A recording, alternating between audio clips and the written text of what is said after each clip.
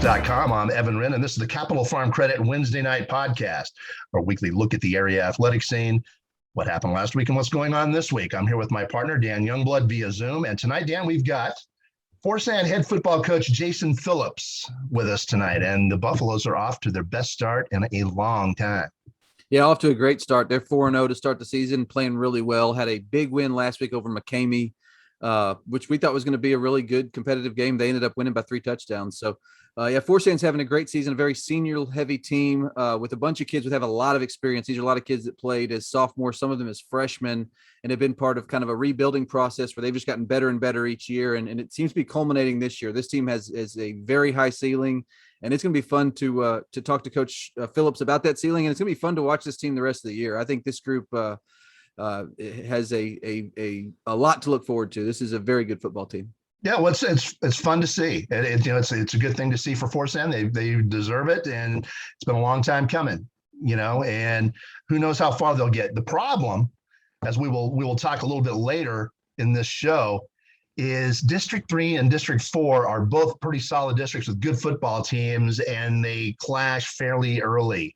When you have a Cisco, a Coleman, and a very improved Goldthwaite team, your ball clubs will be squaring off with them in the first round. So we're going to lose some good teams either from District 3 or District 4, one way or the other. It's just, unfortunately, it's geography.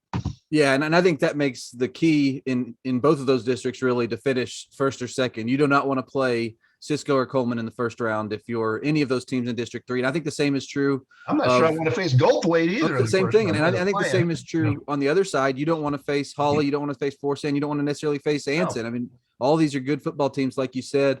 But the thing I really love about this Forsan team, in addition to the experience and the leadership that it has, is this is a physical football team. This is a team that plays a physical style offensively, plays really good defense.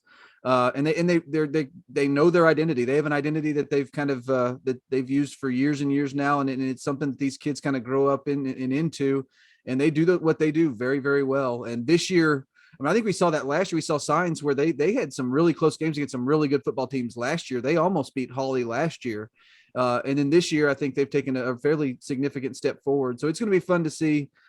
Just how they can do in districts. I do agree with you. I think they're going to need to finish first or second if they want to make a deep playoff run. I don't think you want to face Cisco or Coleman in the first round, but we'll see. It's a lot of fun to talk about those two districts, but especially this Forsan team, and it'll be neat to talk to Coach Phillips about this group.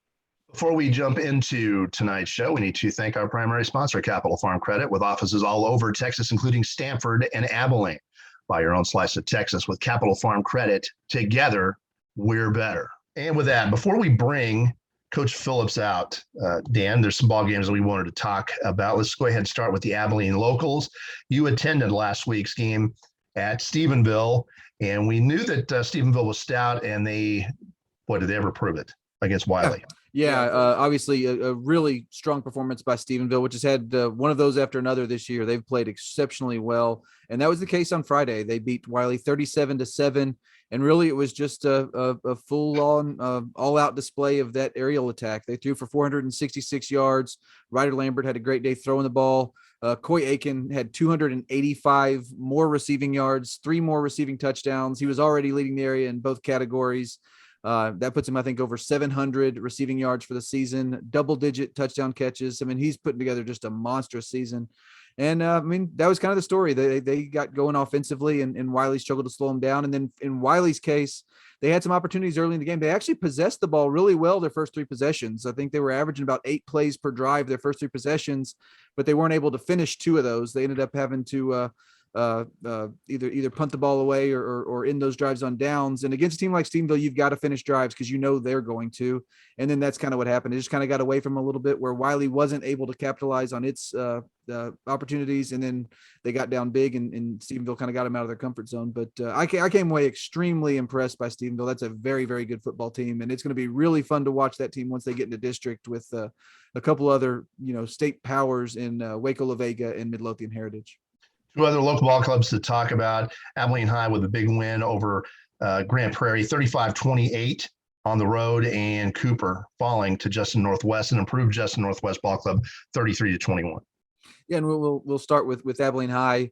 A great performance. They got running back to King Thomas back after he had missed a couple of weeks due to injury, and it was a big deal. He ran for over 120 yards, had a couple of touchdowns, and they actually got off to a great start. I think they were up 28-7 at halftime, really rolling. And then they had a big, long homecoming halftime, and it kind of got them out of their rhythm a little bit. And then Grand Prairie was able to fight their way back into the game, and on two different occasions cut it to one score. But Abilene High was able to make the plays they needed to win. So that's a really big win for that team. Abilene High had started 0-2. They've now won 2 games in a row. In 2 games that were really tight in the fourth quarter. So I feel like those are teams that are games that are kind of building that mental toughness. And I think you're starting to see Abilene High kind of grow into the team we expected them to be. And then Cooper's was the opposite. Instead of that fast start, they got off to another slow start, which has kind of become a trend for them.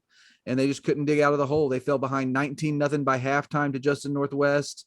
And it got up to 33-7 in the fourth quarter. And they were able to score a couple of late touchdowns. But they had some miscues really cost them. They actually outgained Northwest. But they had a couple of turnovers, had a couple of special teams miscues, and that slow start, and it just kind of doomed them. But so that's one they're going to have to bounce back from. This is a tough district. Azel's really good this year, and there are a couple other teams that are going to be tough. So this is one that Cooper's going to have a short memory and bounce back quickly, but I think they'll do that.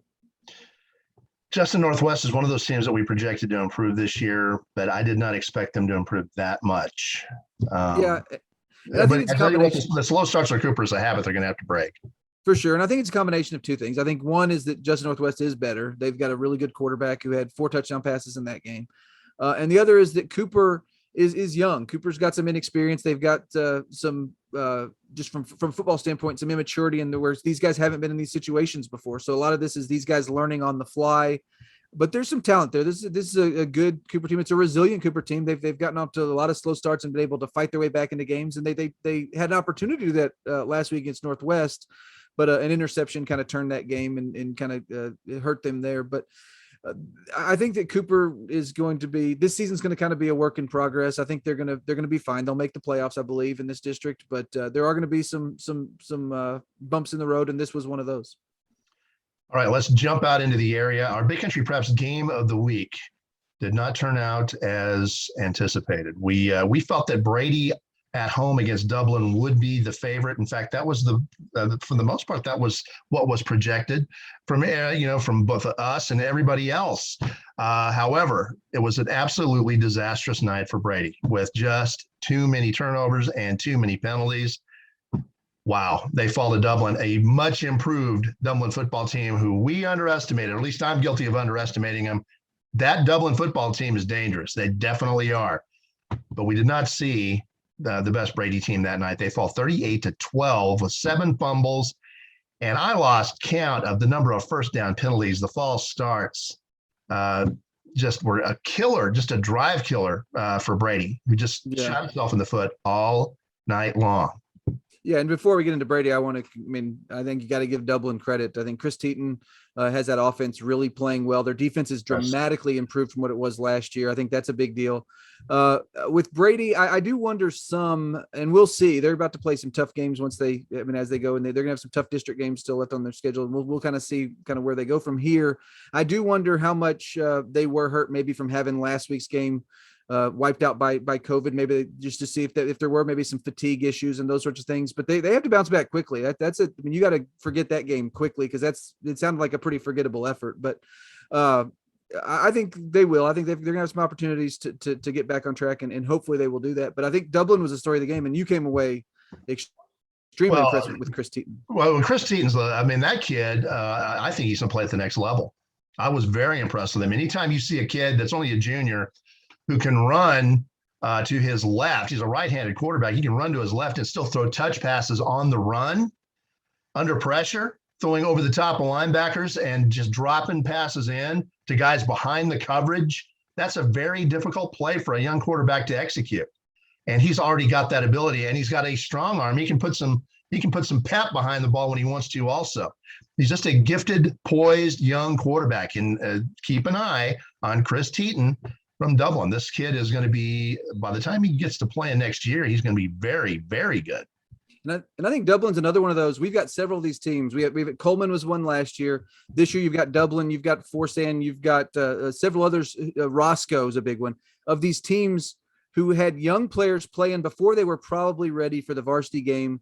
And they show you just how much they grow and how much things can improve. That's why I think fans in particular would be wise to kind of learn from that. Look at how much improvement these kids make. If your team's struggling and these kids are getting experience, if there's talent there, it will mature and you will see some fruits of that labor. I think Dublin's in the process of doing that now, which is really cool, particularly in Coach Hardcastle's first year. Yeah, well, one thing that's really impressive about Dublin, not only is Teton, but they've got a solid running game. They've got good receivers. Dalen Raspberry is a very good, athletic, strong receiver. He can run, and he's tough to bring down. They've got a good running game, a good push up front from a good offensive line. They can run on you, too. This Dublin team, Chris, we should have known when they gave Albany a good go.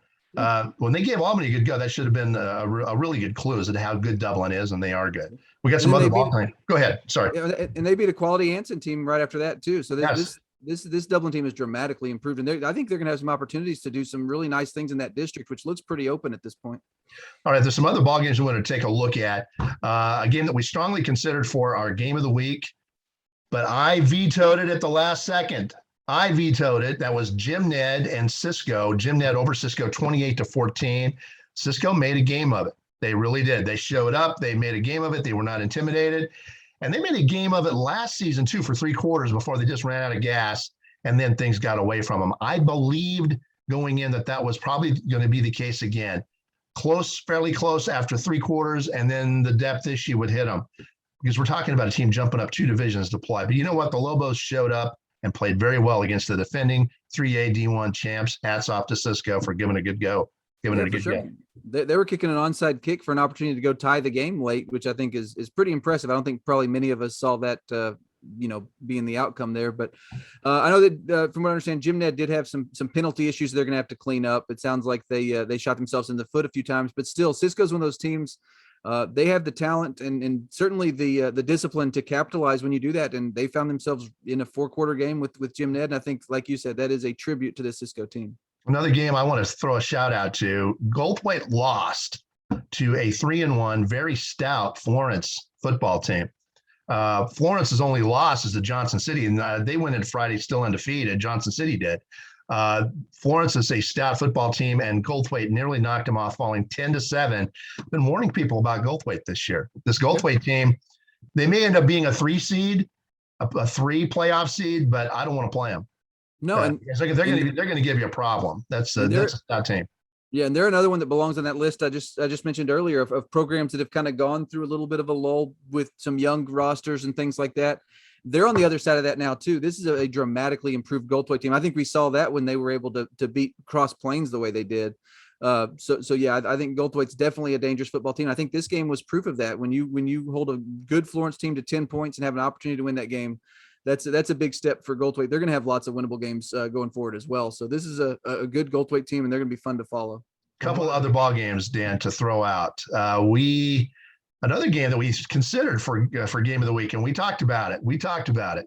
Roscoe and Christoval.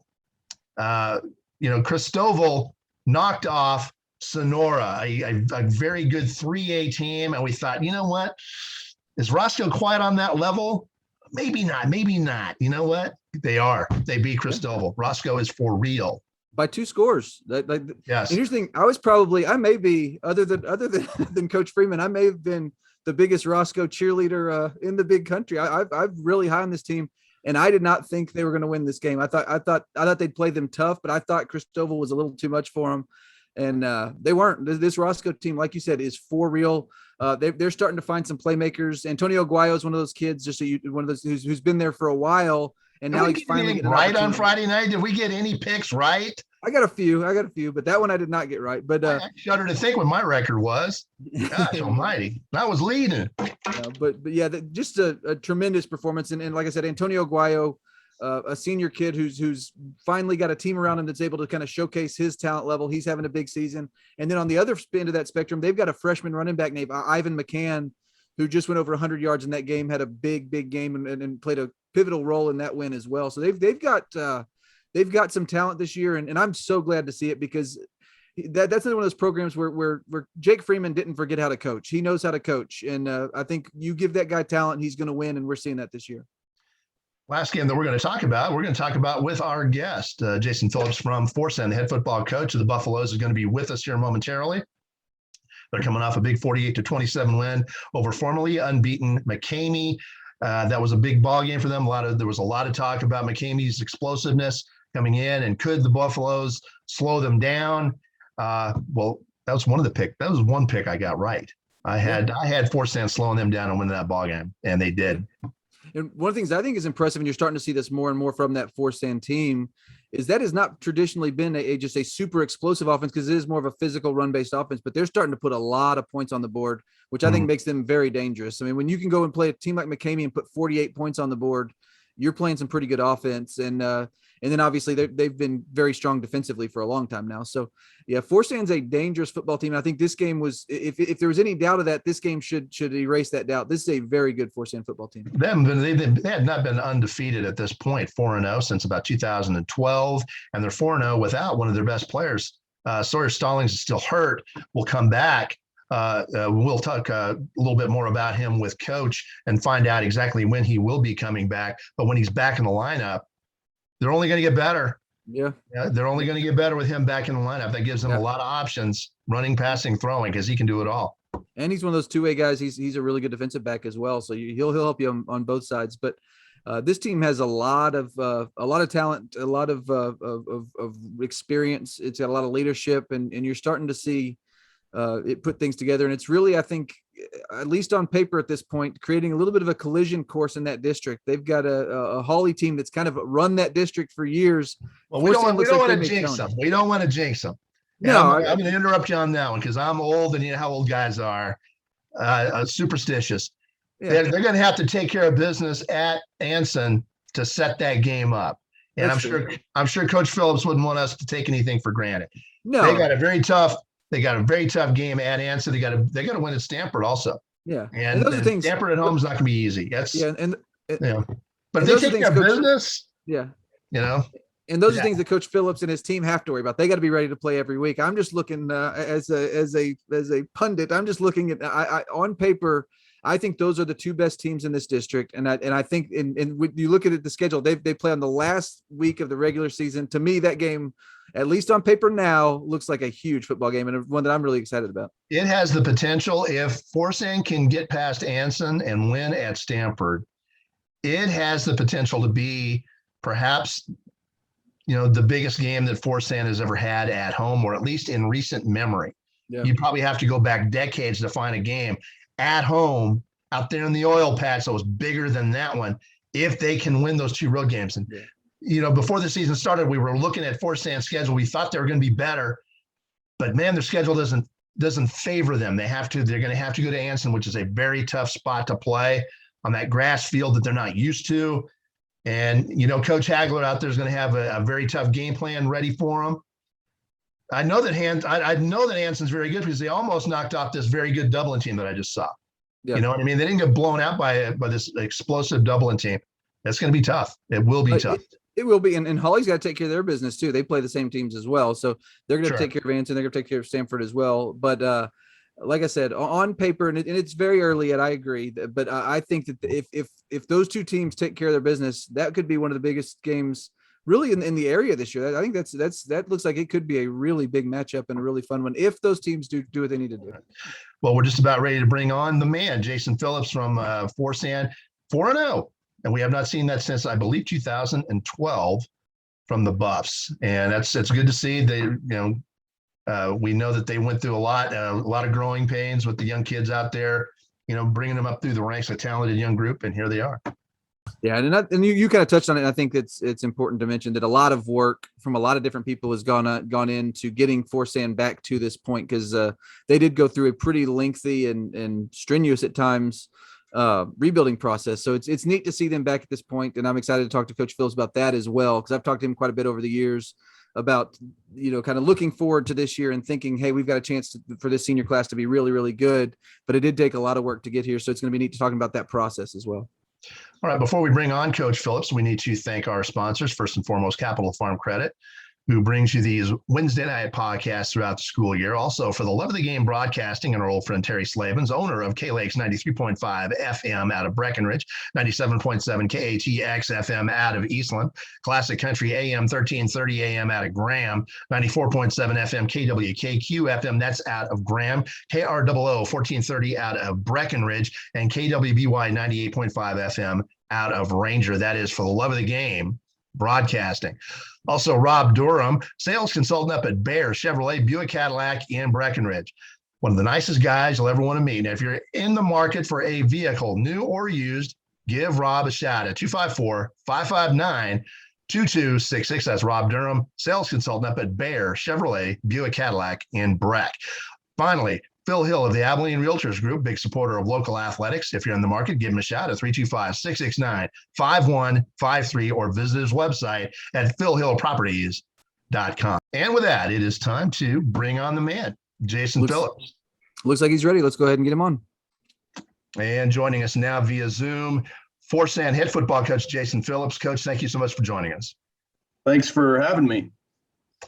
Coach, you guys are off to the best start since 2012. Can you talk about just the keys to that so far? What are the big differences?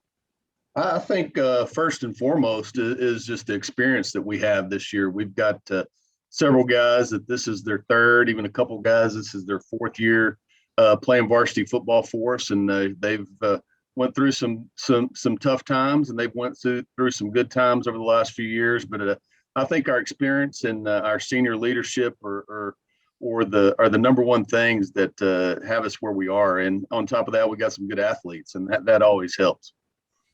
And Coach, y'all are coming off a big win, 48-27 over McCamey. Obviously, that was a big game for you guys. Played really, really well. Just what are some things you saw during that game? What are some things maybe you learned about your team? I thought we had to be resilient. McCamey is a really good football team. They got after us really well, especially the first half. They have some great athletes. Coach Woodard does a great job with those guys over there. They got some guys that can run all over the place, and they were a lot more physical than we were able to see on film. So they were a good test. We had a couple different lightning delays. Halftime was it was almost an hour long. So that kind of added to our resiliency. I think really those lightning delays may have helped us, if nothing else. I think it gave our kids time to regroup and refocus and go back out and take care of business. But it was a good win for us. It was a tough win. McCamey's going to play a long time this year. And, last year we had a nail biter with them over there. And this year they were toe to toe with us for about 3 quarters. And luckily we were able to pull away from them. Coach, how do you handle those lightning delays? Every coach has their own philosophy. Do you keep a tight rein on everybody, or how do you handle them? Well, we actually do it differently with the groups that we've had through the past. This year's group, you can't keep a tight handle on this group. They are fun-loving and happy-go-lucky bunch of guys, and they just love hanging out. We treat the bus rides a little bit different. We treat the pregame locker room a little bit different with these guys. If you walked into our locker room, I think most head coaches would have a stroke with all the noise and all the chatter. But I think with this group, we have to just kind of let them be themselves, because if not, I think if we force the other on them, I think that's when they get nervous. I think these guys play a lot more free when they're able to kind of cut loose in the locker room and cut loose before the game. So we treat it a little bit different. Obviously, we talk to them and we do our part, but after that, we just kind of let them police themselves and have a good time in there. And there's music blaring the other night, and it's just an interesting group, but they're a fun group. Tell us about the community excitement. You're off to your best start in years. I would guess that town, which loves its sports, has just been set on its ear. It's been really, really fun. We always have really good attendance at Forsan sporting events, especially football. It's the thing to do in Forsan because there's really not anything else to do. Obviously, I think y'all have been here before. There's not a lot going on in Forsan, America, but community's excited.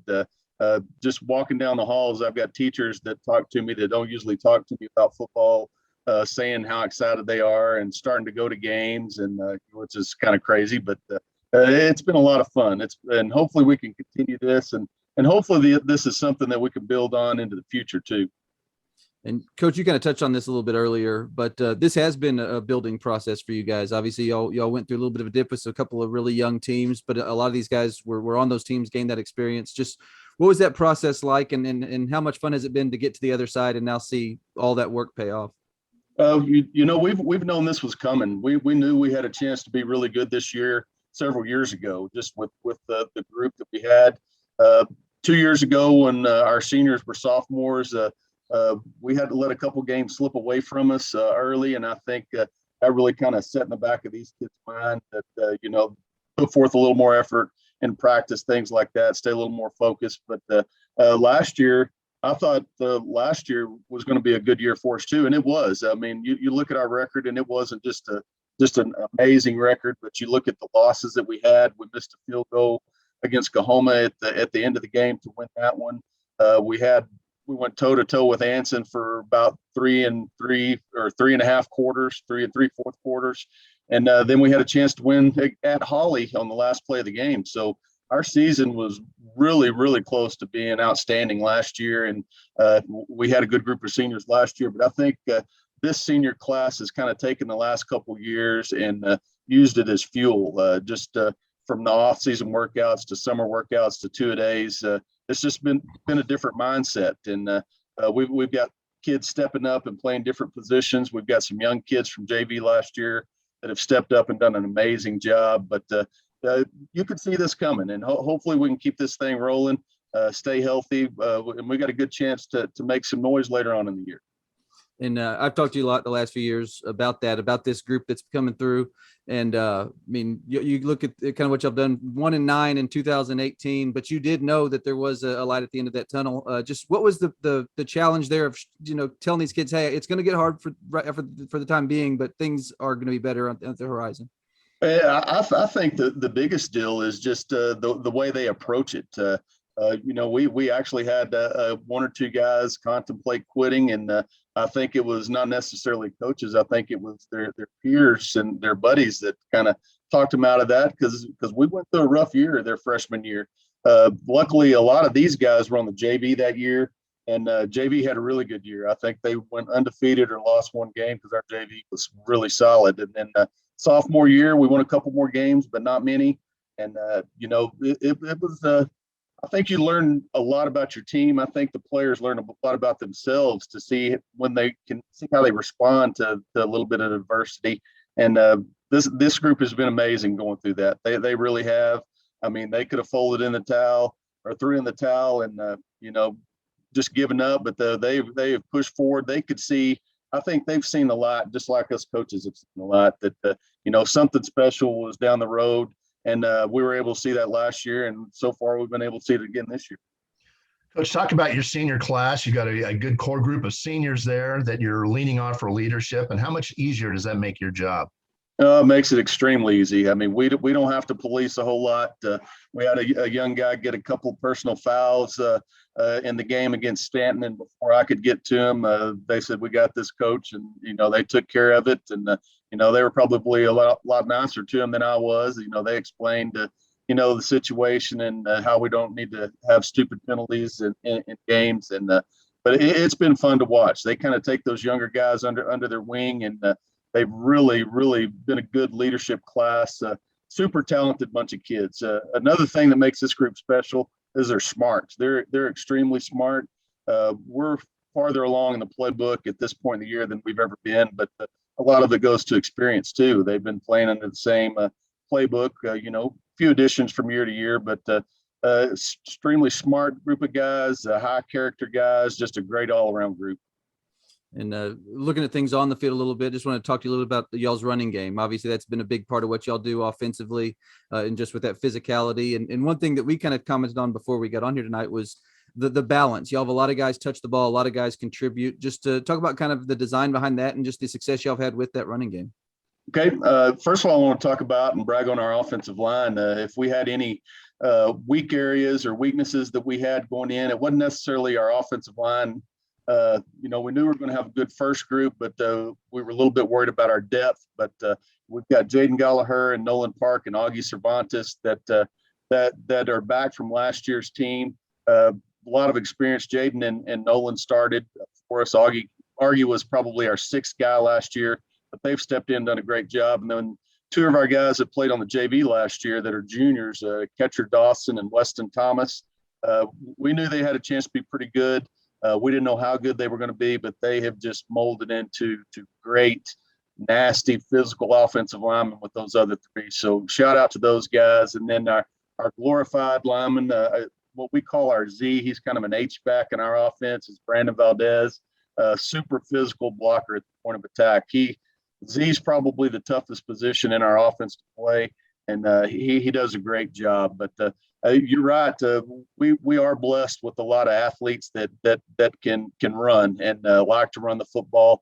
From our two running backs, Chris Mendez and Nathaniel Hernandez, and then we actually have a third running back that's contributing some. He's a sophomore, getting to do a lot of other things for us, but he's actually had some carries and got a couple of touchdowns. His name's Kevin Fedora.